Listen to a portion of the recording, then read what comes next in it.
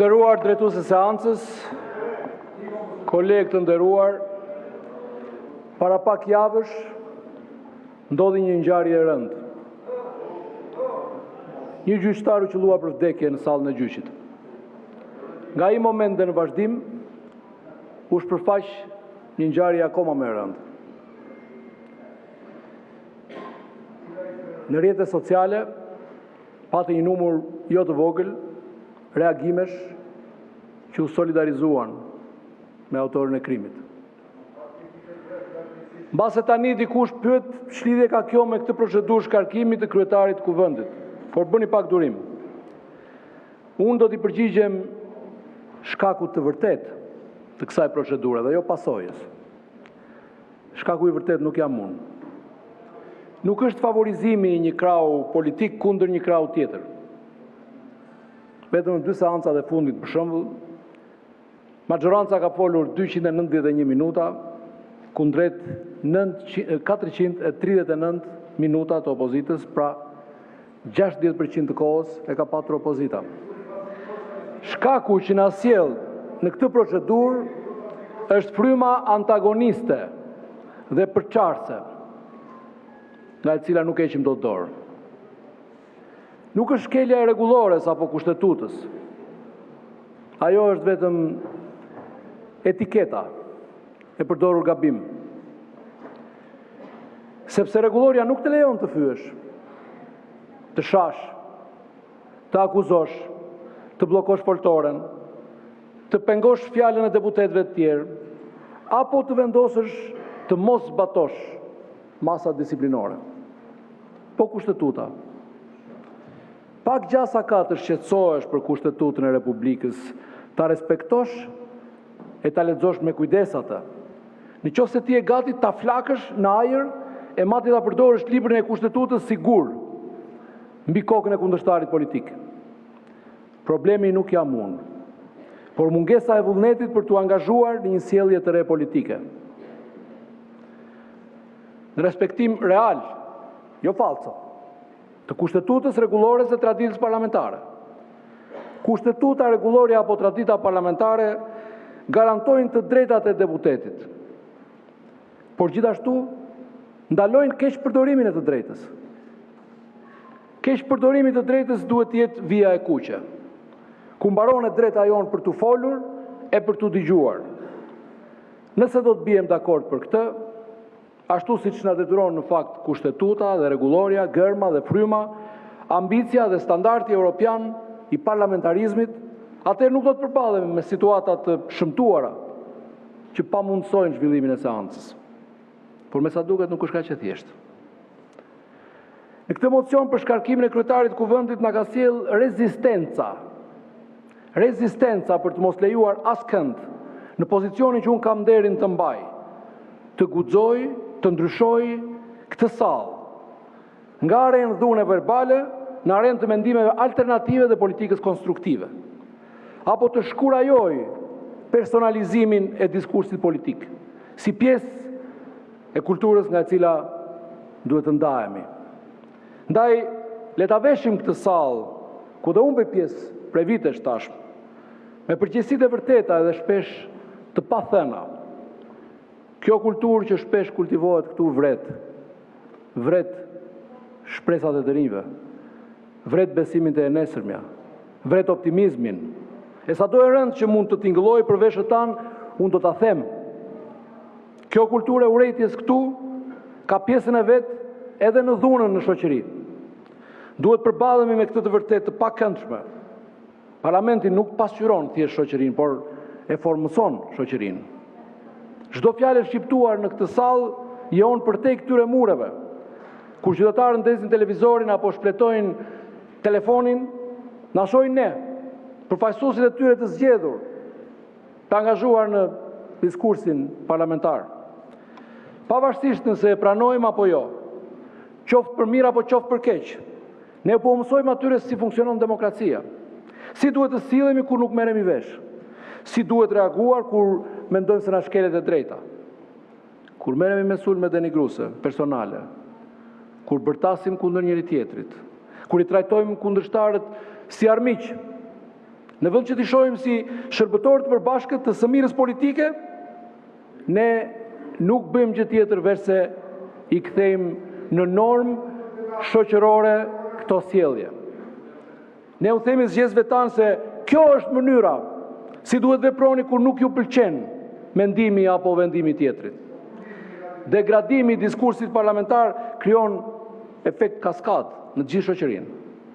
Kur përdorim gjuhë nxitse, ajo bëhet fjalori i argumenteve të tavolinës së darkës dhe të komenteve në rrjetet sociale.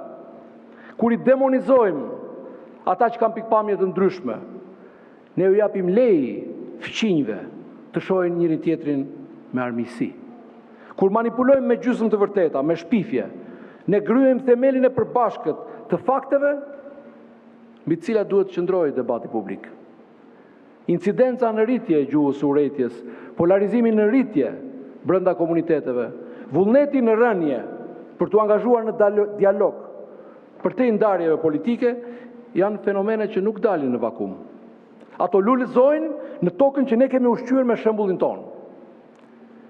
E kemi transformuar parlamentin nga një forum demokratik në një arenë lufte.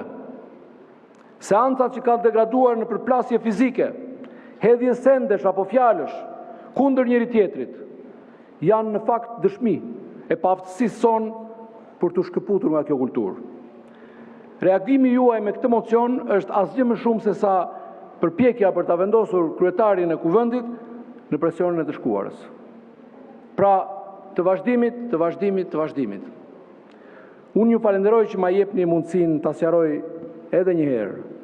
Do të përpiqem e do të bëj gjithçka që kam në dorë, që ky parlament të ngjasoj gjithnjë dhe më tepër një parlament evropian. Natyrisht, jo i vetëm, por me gjithë ata deputet të vjetër apo të rinj, nga të gjithë krahët e politikës, që e kanë vullnetin për të parë drejt të ardhmes së Shqipërisë në Bashkimin Evropian. Atë që nuk ja kam lejuar vetes në gjithë jetën time politike, dhe që përkon edhe me frymën dhe me gërmën e rregullores dhe të kodit ton të sjelljes, të ngelur në letër shpeshherë, brenda të drejtës time ligjore dhe legjitime, nuk kam se si ta lejoj për të tjerët. Në jetën time politike, unë nuk kam denigruar askënd. Nga kjo foltore nuk kam sulmuar personalisht askënd. Nuk kam fyer, nuk kam shpifur, nuk kam përdorur emra familjarësh apo individësh, nuk kam shkelur mbi personalitetin e askujt. Edhe e dini, kam drejtuar 13 fushata politike dhe kam fituar 13 herë. Sepse e besoj që suksesi në politik nuk e ka kusht denigrimin. Nëse kërkoni një lloj tjetër personaliteti, ky nuk jam unë. Dhe sot keni mundësinë të votoni pro shkarkimit. Për te modestisë, unë mendoj se kur kjo sjellje politike, pas sulme personale, të mos quhet dobësi, por të kthehet në normë, atëherë ne do të kemi bërë një hap tjetër më afër Europës. Etika e debatit kërkon që ne të angazhohemi në argumente të fortë, jo në karikatura të dobta. Etika na kërkon të modelojmë përullësi intelektuale, pra pranimin që edhe mund të jemi gabim, që edhe mund të mësojmë nga ata me të cilët nuk bëjmë dakord. Gjua nuk është neutrale. Fjalët mund të ndriçojnë ose të errësojnë, të bashkojnë ose të ndajnë, të shërojnë ose të vrasin. Gjua kocka s'ka, por kocka thyen, thot populli. Kur ne vendosim gjuhën politike si armë, duke folur për kolegët tanë si armiq, ne kontribuojmë në një kulturë politike në të cilën dhuna, qoftë retorike apo fizike, bëhet opsion. Në rastin më të keq, kultura që kemi lejuar të zhvillohet, i kthen diferencat politike në kërcënim ekzistencial, pra vret. Qytetarët fillojnë të shohin ata që votojnë ndryshe jo si fqinj me prioritetet ndryshme, por si armiq që duhen mundur me çdo kusht dhe me çdo mjet. Kur institucionet respektuara si parlamenti modelojnë retorik përqarse dhe armiqësore, këto tendenca vetëm përshpejtohen. E si mund të mbjetohet demokracia kur qytetarët e shohin gjysmën tjetër të bashkëqytetarëve të tyre si pjesëmarrës të paligjshëm në jetën demokratike? E megjithatë, ky është pikërisht botkuptimi që ne kultivojmë kur angazhohemi në retorik ndarse, e kur e trajtojmë kompromisin dhe konsensusin si tradhti. Ne nuk mund të vazhdojmë në rrugën ku jemi, duke kontribuar në polarizimin dhe fragmentarizimin e shoqërisë sonë. Duhet të njohim përgjegjësinë dhe mundësinë tonë unike për të modeluar një shoqëri më të mirë. Demokracia e fuqishme kërkon debat të fuqishëm, por fuqia nuk duhet përmbaj dhunë. Opozitarizmi nuk duhet ta përjashtojë respektin. Devotshmëria ndaj partisë nuk duhet të merret dhe të matet me aftësinë për sulme personale. Ne mund të mos blihem dakord me forcë, ndërkohë që pranojmë angazhimin tonë të përbashkët ndaj vlerave demokratike. Ne mund të kritikojmë ashpër politikat apo projektligjet, ndërkohë që tregojmë mirësjellje ndaj atyre që i propozojnë ato. Ne mund të mbajmë të forta bindjet tona, ndërkohë që mbetemi të hapur për bindjet dhe dëshmitë dhe argumentet. Askush nuk humbi politikisht nga seanca e fundit. Opozita mori kohën që i takon, çdo deputet, pavarësisht partisë që përfaqëson, pati mundësi të flasë në çdo pikë të rendit ditës. Institucionet e pavarura patën mundësi të raportojnë e të përgjigjen pyetjeve. Deputetët patën mundësi të bëjnë komentet e tyre mbi përgjigjet. Pra një hapësirë normale politike e demokracisë.